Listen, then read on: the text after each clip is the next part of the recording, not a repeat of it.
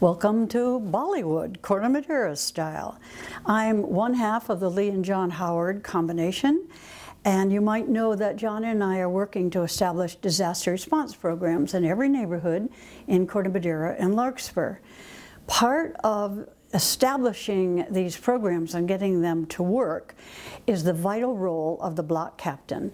The block captain's most important job before an earthquake actually occurs is to visit each homeowner in his block and deliver what we call the earthquake talk.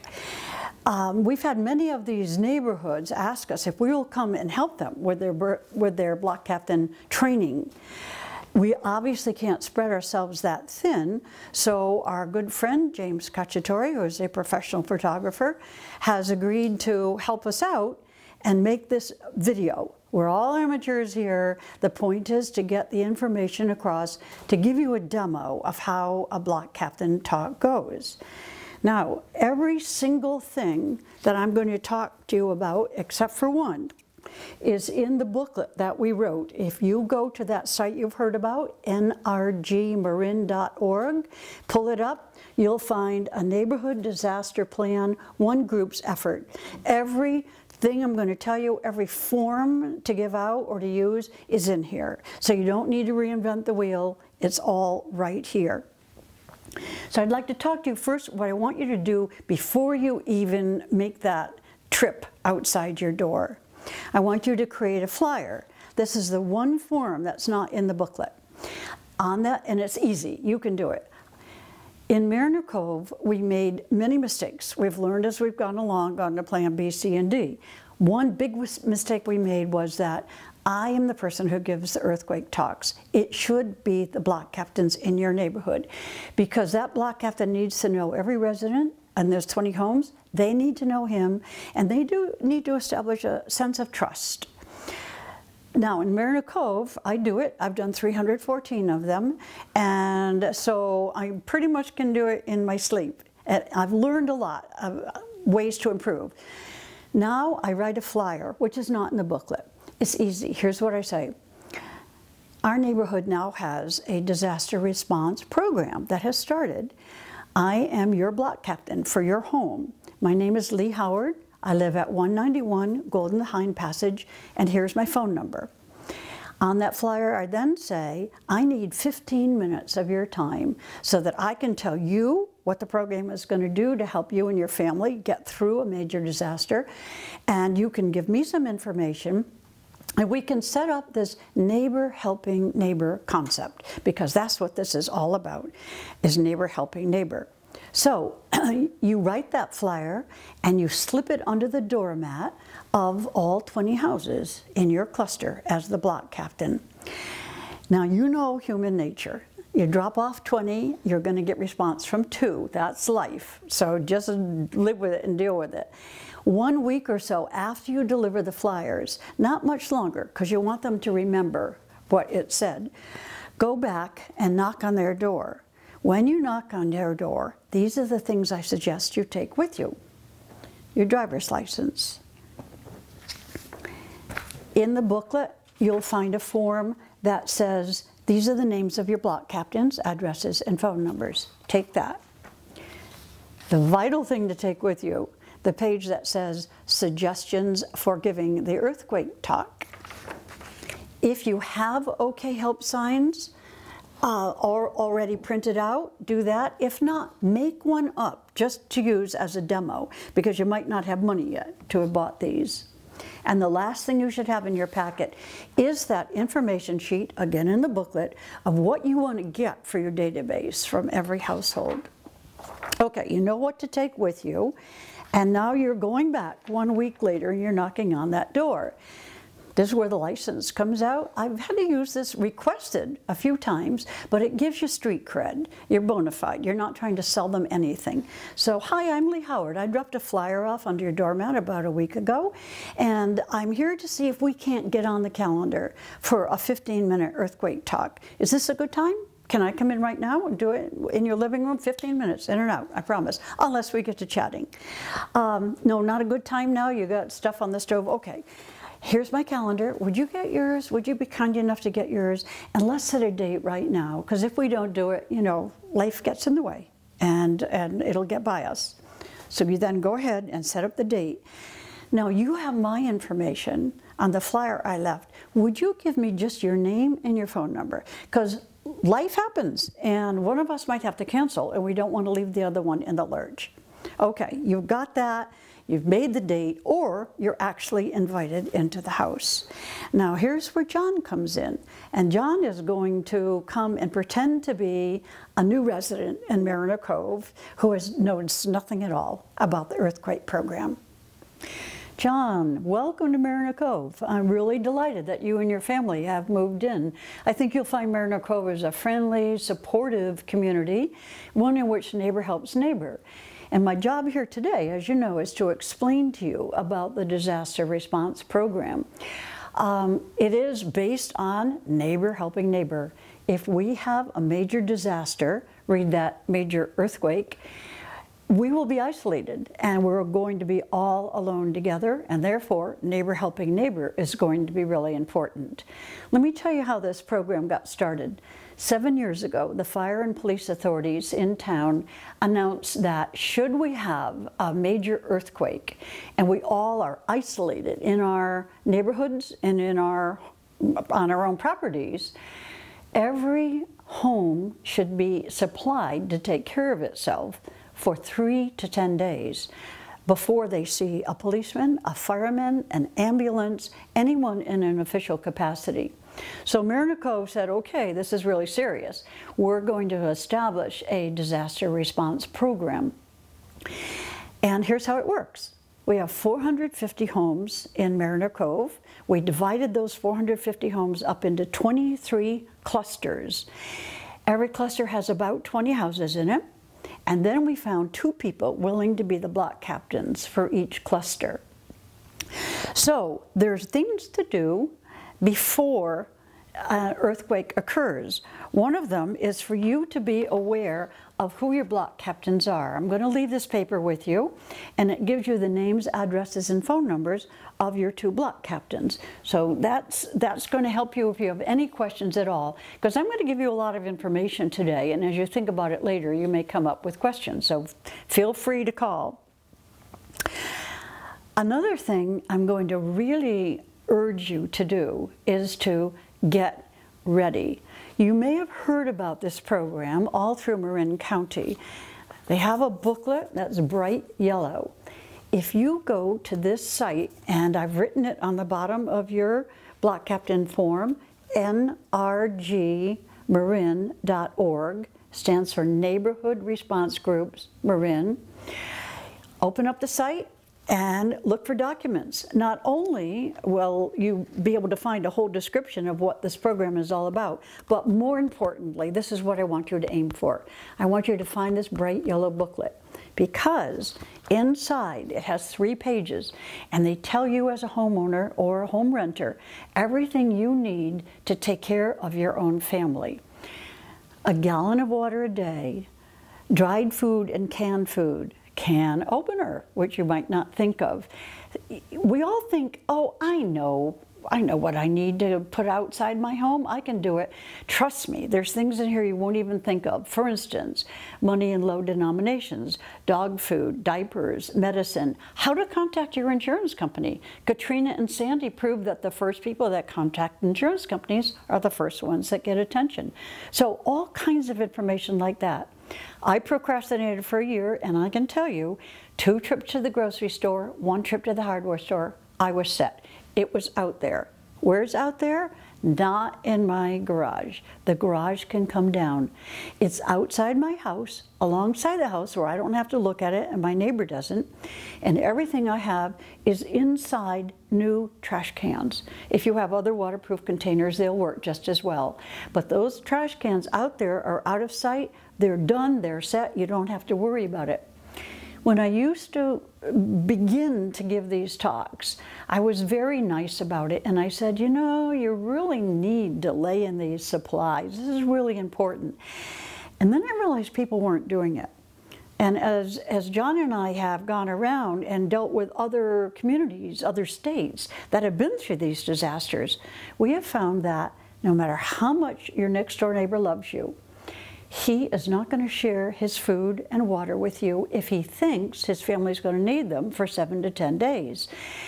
And if you haven't laid in your supplies, that's on you. That's your job. It's your job for your family to get those supplies outside your house. So I know I'm talking like your mother and your grandmother, and yep, I got those hats on because I really, really want to bring it home to you of how vital it is.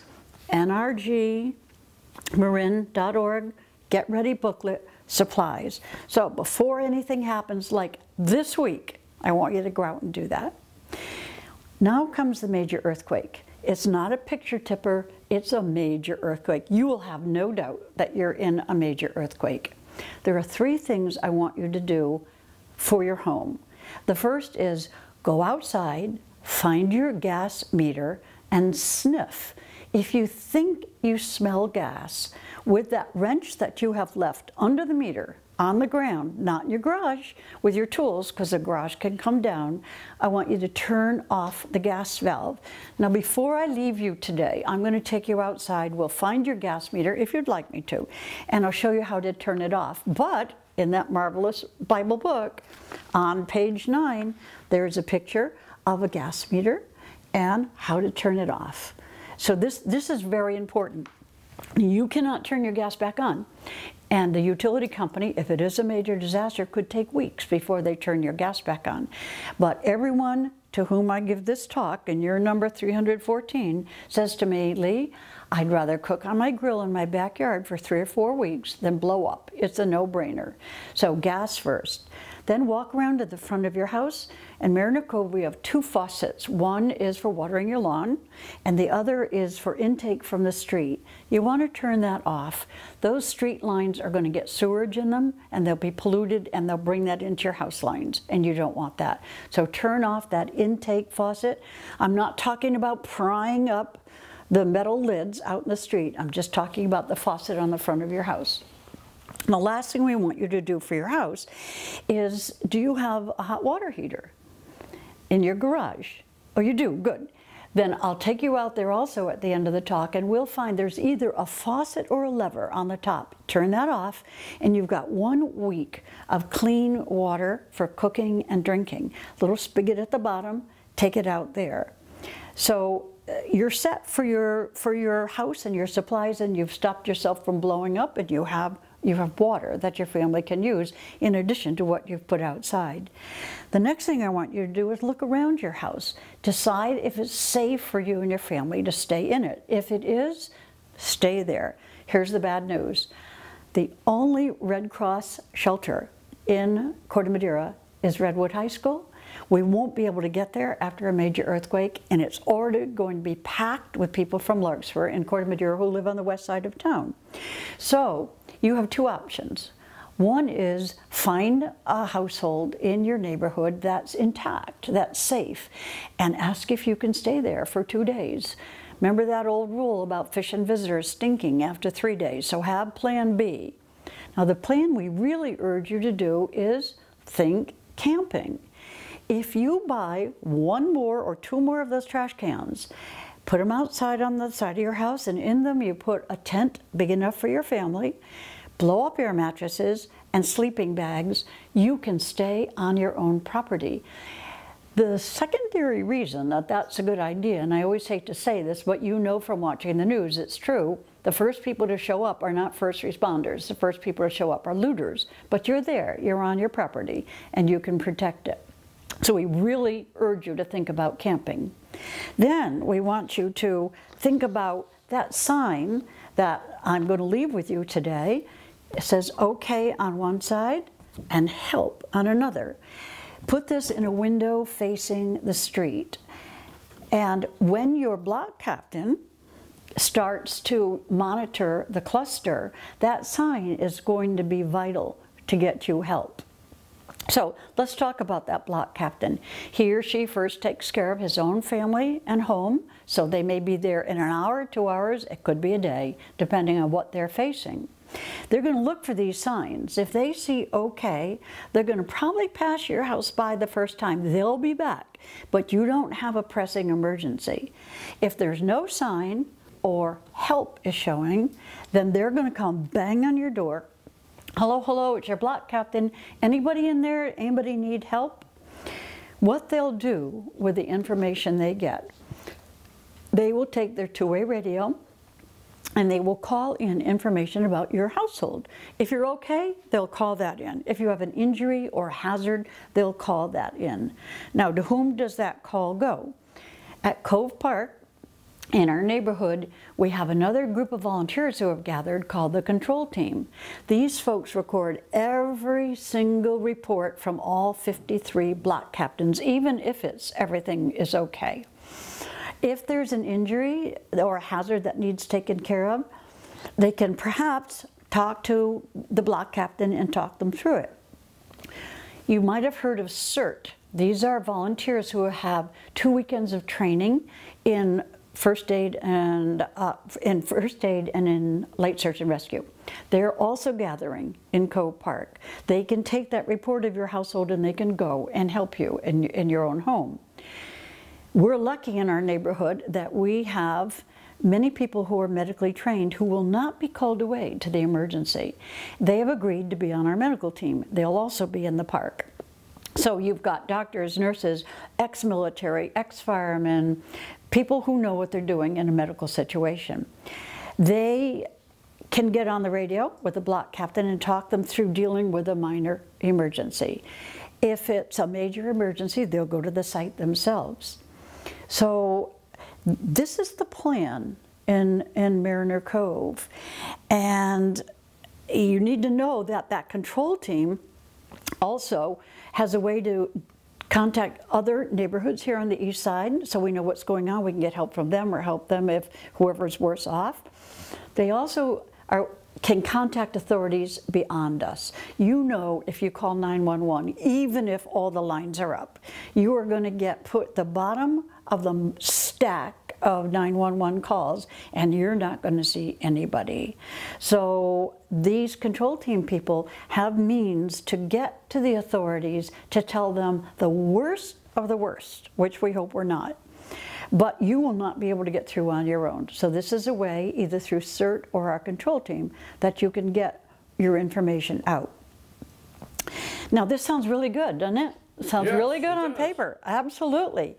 You know, because you've watched other people have disasters, that things fall apart in a disaster. You can't possibly predict what will happen or how people will respond to them. If half this program works, we will be delighted and thrilled. What's going to happen to you as you wait for someone to come and help you? You could wait a long time. The best thing for you to do is plan to be your own first responder. Number one, next week, go out there, get those supplies in. Number two, take a first aid course. Call the fire department, find out when they're giving the next one so that you can stop that bleeding on someone in your family. You don't have to wait 2 hours for your block captain to show up. If you really want to take the next step, ask the fire department if you can take a CERT course, because that will give you even further training. It's 2 weekends and it's very, very good. Now, I've told you what you can do for yourself, what we're going to do for you, how the whole Mariner Cove program works. I have one favor to ask of you. We have a database and we have information on every one of the 450 homes in our neighborhood. And I'm going to ask you if you will fill out this information sheet. I'm going to ask you if you fill it out right now while I wait, because sad to say, we have not received these back from folks despite their good intentions, because everyone gets busy. So I'm going to wait and I'm going to ask you, when you come to the part about children's birth dates, we want the year. We don't care what month and day, we want the year. If an earthquake happens 2 years from now, uh-oh, 2-year-old kid in that house or 5-year-old kid in that house. When it comes to emergency contact, someone outside the earthquake zone. It can even be overseas. We have a daughter in Portland, Oregon. She's our emergency contact. If we can get one ham radio call out, we will call her. And everyone in our family knows to call her to find out what happened to us. So I'm going to give this to you. Of course I'll fill that out. Good, and ask you if you will do that. And I'll wait right here while you do it. That's it. Easy peasy. You can do it. If I can do it, you can do it. Trust me. Now there's one more thing I want to say to block captains who live in neighborhoods where there's not an association. In Mariner Cove, we have voluntary dues, and those dues have paid for our program every year. If you don't have dues coming in, you're going to have to raise funds for your program. Once you get that database spreadsheet information handed back to you just before you leave, this is the time to say, this program costs money. We need to buy radios, batteries, some sort of clothing that identifies us as block captains. We need to pay for photocopying, and we're asking for a donation from each household. If you could give us something towards that, we would really appreciate that, because this is the only way we're going to fund this program. And if the homeowner says to you, well, what are you asking for? We suggest you say a $10 minimum per household. If they want to give more, that's fantastic. So once again, go for it. You can do it. Take that cheat sheet with you. Read from it. It's better to read from it than to skip something. Good luck.